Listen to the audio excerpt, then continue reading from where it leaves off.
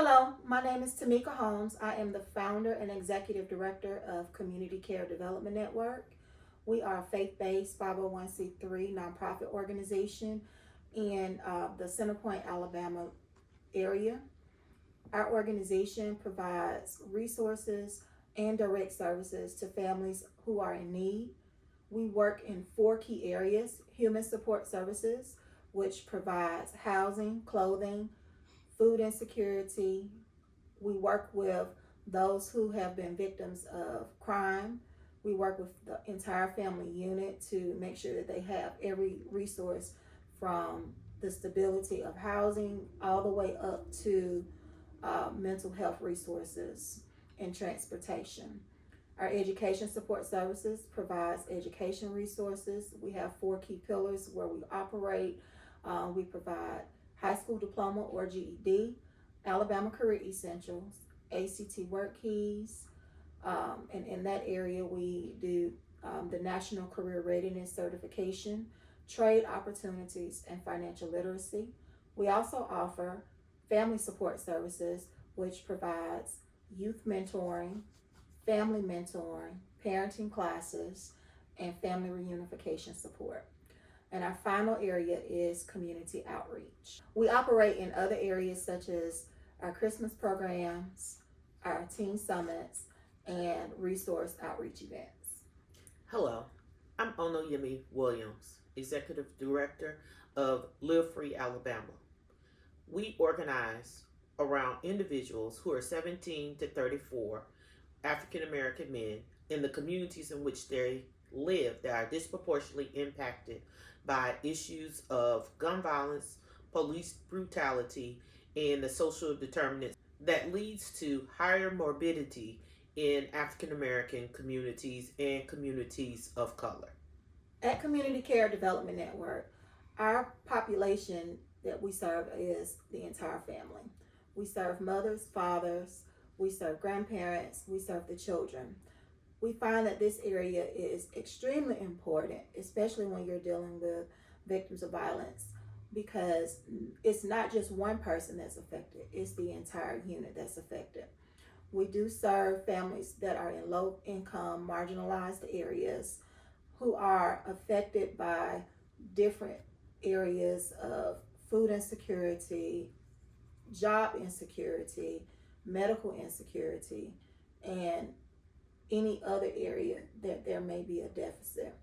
Our population we serve is approximately 80% African American, 15% Hispanic, and 5% Caucasian. So, in our servicing, because we are the organizers in the community, we're boots on the ground. When we speak to the violence that is occurring in the communities, oftentimes we're met with families who do not have the resources to help them navigate being victimized in the situation, whether it's just the injury or if it's a fatality. Helping families to complete the victim's compensation application for the state of Alabama, to helping with making sure there's enough food in the household following an incident of violence. Our key objectives to our project plan is to meet the basic needs of crime victims in underserved communities. We want to ensure that they have all of the essential services, resources, and support as they are transitioning through times of turmoil. We want to provide a holistic approach that addresses their emotional, psychological, and physiological needs. We also have a goal to reduce gun violence through targeting intervention programs and support services. Hence why we have Ms. Williams here today, to create a supportive network to provide organizational needs from a holistic approach. An example would be if we have a family that's referred to us and they need mental health support. Ms. Williams may refer that family to us. We'll do an intake process going through each area of need. They'll not only get mental health support from us, but they'll get food support. If they need diapers, they'll get diapers, clothing, a resource or service that may not even be recognized, but it's necessary because we're dealing with families who are in this space, is also crime scene cleanup. Crime scene cleanup is very important for victims of violence because crimes usually occur in very personal spaces, such as their home or their vehicles. And while they're going through those turmoil times, they will not be in a mental space to be able to clean out their home or their vehicles. And we have the resources to provide for that as well.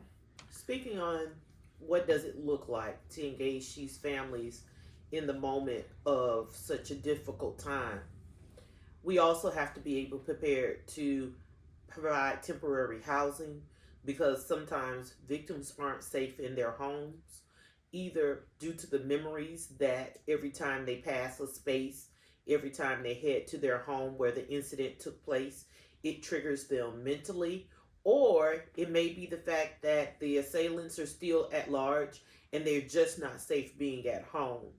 We understand that sometimes family members are having to coalesce, and we've seen families go homeless because our shelters are unable to accept entire family units, and it results in the family's been broken apart in times when it's just they really need to be together. So how are we providing for those needs of a family in a time of crisis? They're not prepared. Oftentimes, these are families who do not have resources to be able to just pick up and move away, or they don't have the insurance on their dwelling that allows them to pay for crime scene cleanup. And we've heard from families, we've dealt with mothers who shared with us what it was like to have to clean up the brain matter of their children, or have to clean up following the scene of a domestic partner that has been killed in the only vehicle the family has. And now, although they would rather have something else to drive, they can't afford at this point to not have that vehicle in order for the family to continue to move forward. And so, if we're able as a community unit to provide for such a service, it goes a long way with helping to support the families and start them on the healing process. During our project period, what we would like to see is a network of organizations come together to provide a holistic approach and support for these families. We would like to see them enter in, get the support that they need. If they need relocation services, we'll be able to get them relocated. If they need housing stability, we'll be able to help with housing stability. If they need education stability, we'll be able to provide education stability coming through our program.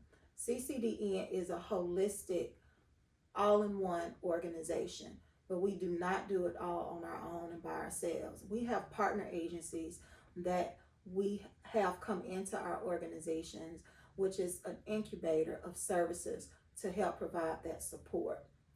In addition, I would like to speak to the fact of why these services and this project is needed.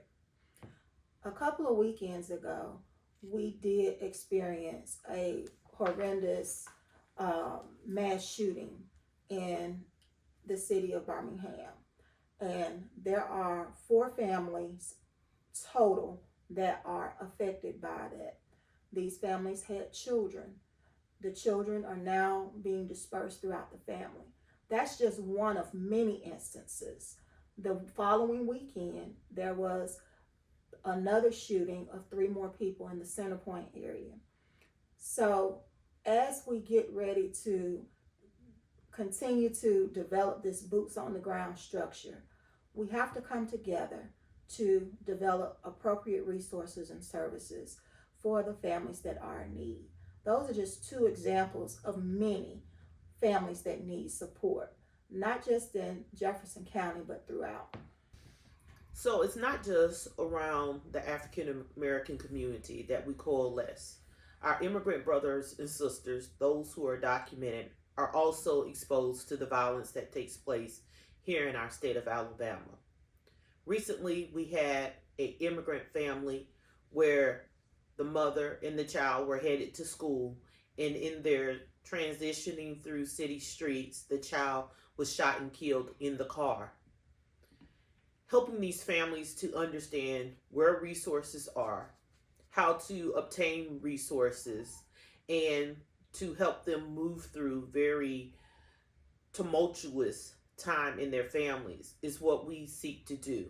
With our collaborations with other organizations that do immigrant justice, undocumented individual relationships, we are opening our doors to make it easier for them to access services in a way that's culturally reflective and supported by their community for services of those individuals that may not typically fall into the demographics that we serve on a daily basis. CCDN has a footprint of services throughout Jefferson County and in Brent, Alabama. Our service footprint for this project is going to continue in the Jefferson County space. We're going to serve and continue to serve families who have experienced violence in this particular area. Our population area that we are going to focus in on are family support who have experienced victims of violence. What we have discovered in our footprint and our families that we serve, we currently serve about 3,000 households in our food insecurity program. Approximately 65% of those households have experienced some form of violence. Services that we are provide during this project plan will include providing food, housing stability, education support, child care, and transportation support. The reason why we chose to operate in this footprint is because it's already what we do. Families that come through CCDN usually start with food insecurity, and we get an opportunity to speak to them and educate them on the additional resources that we provide for the community. In addition, we also work with the court system. We work with the juvenile court system, the family court system, and we work with the drug court system. Additional services that we will be looking to provide is additional dollars for the burial of loved ones. Although we work with the Alabama Crime Victims Compensation Fund, we have found that the allotments that are given for those funerals oftentimes are not enough to cover the full expense of the burial. Because we're dealing with moderate to low income families, the resources oftentimes just are not there. Crime scene cleanup. Many of our families, when these incidents are taking place in their home, in their businesses, in their cars, do not have the insurance or the resources to have those cleanup services provided. Also, relocation, temporary relocation.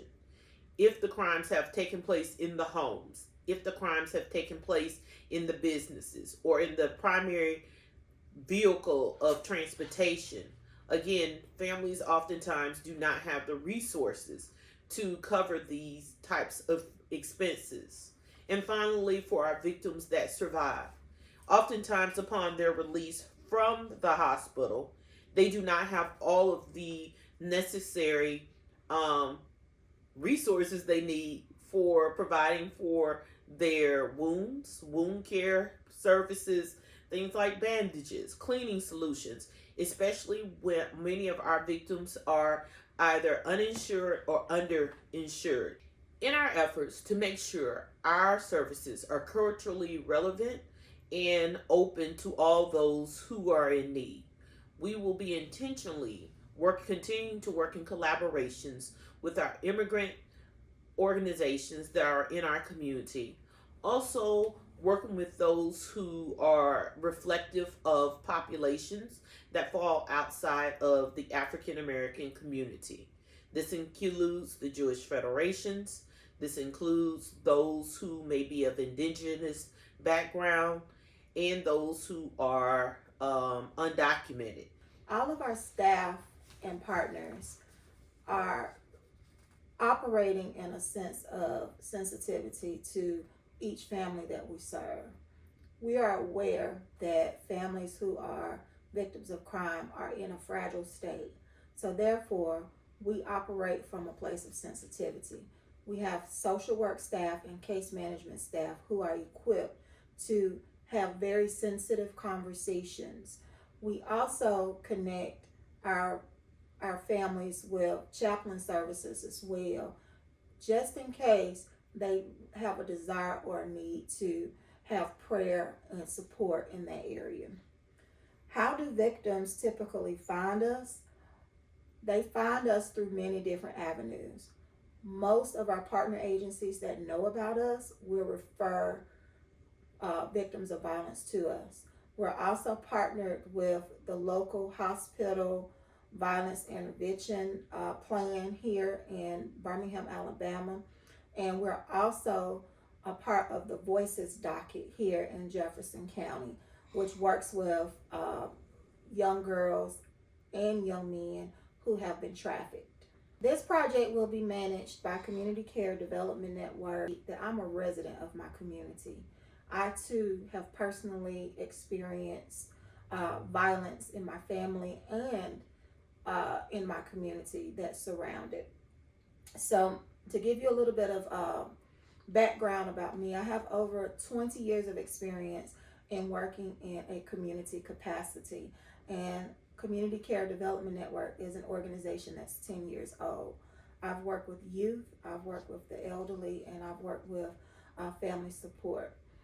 I have currently a bachelor's degree in business administration, 2 MBA degrees, and I'm currently completing my doctorate degree in education with an emphasis on community development.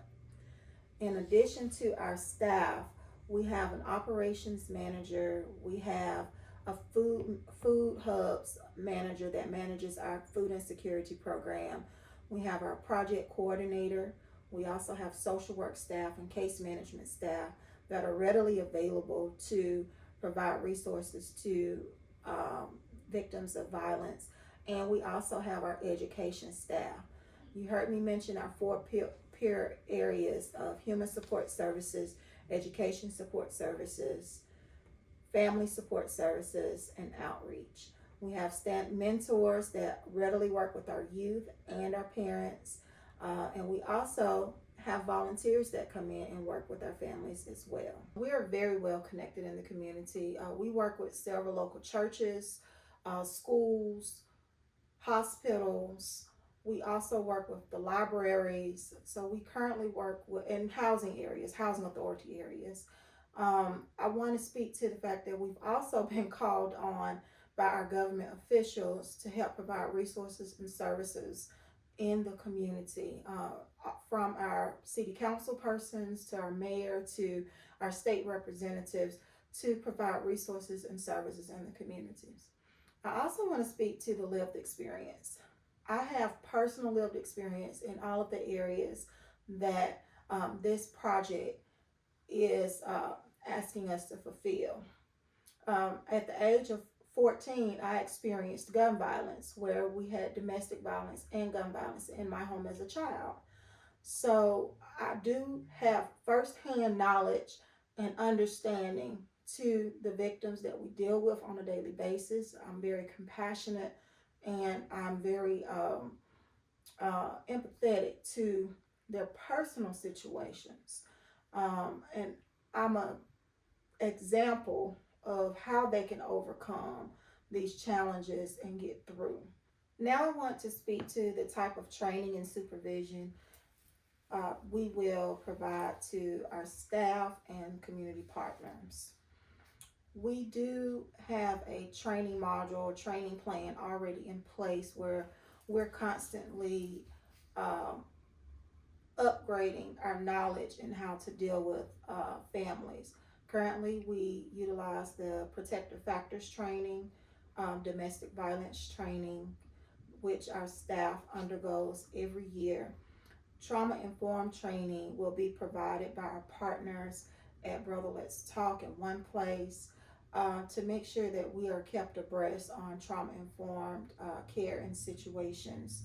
We also provide training to families so that they're aware of instances of trauma and how not to repeat cycles of trauma. We also yield and depend on our mental health, our Alabama Department of Mental Health, and our Jefferson County Department of Health to help come in and collaborate on training efforts for our families and our staff in the community. In addition, we also make it a top priority to make sure that the individuals that we're servicing in community receive culturally reflective and appropriate interaction and engagement. One of the things that we have heard back from people in the community is oftentimes they are sent places where people are not taking the time to listen to how their culture interacts with certain types of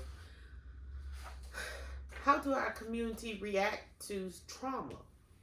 Every community does not respond in the same way, and so we always make it a point to make sure we are understanding and our partners understand the cultural differences of the members in community, and that it's not always that they don't want to be serviced. It's just how services are being offered or rendered that is causing the detachment of the community to that service provider. We have several partners that we work with throughout the community. Alabama Live Free Alabama is one of our key partners because they are grassroots and they're being called to the crime scenes and to the hospitals. And so from there, they refer those families over to Community Care Development Network to seek the services that they need and the support that they need. In addition to Live Free Alabama, we have Jefferson County Department of Health, UAB Hospital, Lawson State Community College, the Alabama Community College System, Bundles of Hope, which is a diaper bank to provide diapers and wipes and female hygiene products. We also have D Hill School of Healthcare, which provides trade education, which will be opening in partnership with them a phlebotomy program on site here at CCDN. Child Care Resources and Child Care Central to provide child care. MAP Head Start program to provide child care. The Department of Human Resources Family Preservation program, which is our DHR unit. Judge Janine Hunt Hilliard of Jefferson County Family Court. Judge Maria Fortune of Drug Court. Jefferson County Family Resource Center, which also we collaborate on clients. The Home Builders Institute, which is our HBI Skills to Trade program. Addiction Prevention Coalition, which partners with us on addiction services. Brother Let's Talk, which is our mental health service provider. Lemons to Lemonade Counseling Services, which is also a mental health provider. And Youth Towers, which provides homeless prevention services. So you may ask, why are all of these services and all of these collaborative partners? What we understand through our case study engagement, families need a myriad of services. If a family, in one case we had a mother, she was a single parent who had been shot. She survived. However, the family members, the children were school age, and the family members were in need of temporary daycare so that they could have the children at a space while they took the mother to her doctor's appointments. Though it was needed for us to have childcare for those families. In some cases, we've had where it's a fatality, where we had both parents. The children were for a lack of a better word, the children were orphans. The father had died from cancer. The mother had been shot while going to the grocery store. Now we had children that were orphaned and they were being taken on by an aunt who had never had any children of her own. And so we had to quickly bring her up to speed to what services were available and walking her through the process of receiving the necessary services as she was going through this with her nieces and nephews. In some of the cases, the fathers of children are being killed, and it leaves the young ladies to be single parents. Now we have to quickly help them to shore up some of their job skills in order to be able to receive better paying jobs, because now they're the sole provider for their households, in addition to needing services for their children.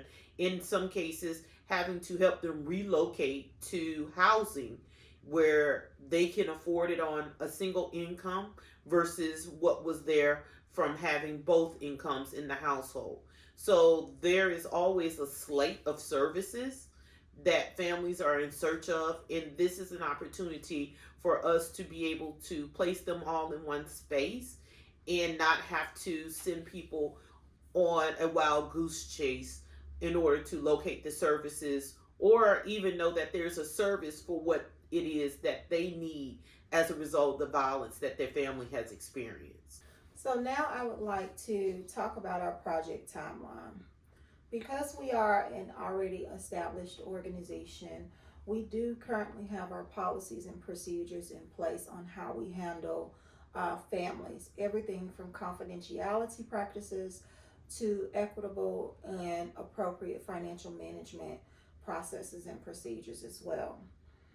During our first quarter, our goal is to make sure that we take advantage of OVC's training and technical assistance support to ensure that we're building adequate capacity and we're serving our families appropriately.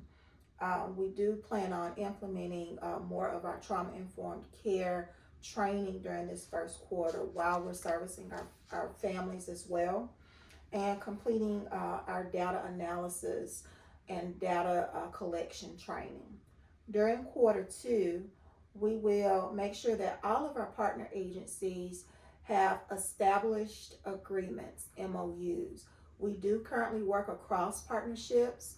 We want to make sure that our MOUs are in place for this particular project. We also want to conduct community outreach and raise awareness about violence intervention in our community while servicing our victims of violence in the community. We'll also have we have all of our forms and our intake assessments already completed. We'll do a review by quarter two to make sure that all of the data that we're collecting is adequate, and that if we come across anything between quarter one and quarter two that we're not familiar with is incorporated into all of our intake forms. We'll also have training sessions with our families as well, and support forums with our families as well as we walk through this process with them. In quarter three, we'll continue to support our families from quarter three through the duration of this project to make sure that they have all of the food resources, clothing, and shelter that they need through the duration of this project. We will continue to reach out for both public, private, and institutional funding to support a comprehensive plan of family sustainability to victims of violence in community. It is our goal to be able to expand, but also substantiate how resources are laid down in community to provide for the entire family versus just one part of the family or one individual in the family. We understand in order for our success to be long term, we have to be intentional about bringing in the community to help support this work. It's not just the funding, but it's the support of the community that will provide for the sustainability of this project. I would like to say thank you for the opportunity to share information about our organization and our project with you. As we look forward to continuing to work in the community, we would like to extend any opportunity for your team or your staff to visit our organization at 1920 Old Springville Road, Center Point, Alabama 35215. I may be reached at 205-586-0740.